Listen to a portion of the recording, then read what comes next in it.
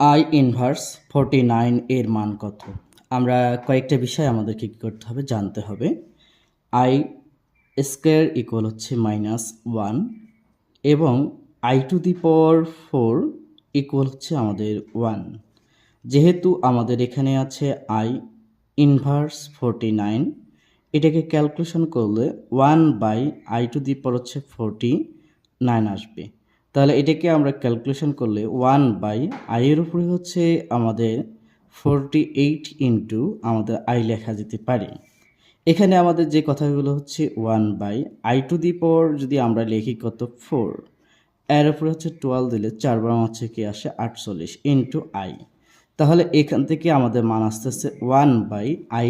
এখানে হচ্ছে আই এর উপর 4 হলে আমাদের মান আসে 1, 1-এর উপরে যা দেই না কেন 1-এ আসবে, 1 ইন্টু আমাদের মান আসতেছে কে আই।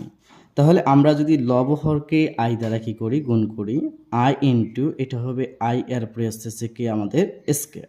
আই এর উপরে স্কোয়ার হলে মাইনাস কি পাওয়া যাবে, আমাদের 1 পাওয়া যাবে। তাহলে এটাকে আমরা পাচ্ছি কে আই বাই নিচে হচ্ছে -1 ইকুয়াল এটা পুরোটার অংশ হচ্ছে -i। তাহলে এখান থেকে আমরা অ্যান্সার পাচ্ছি ঘ নম্বর।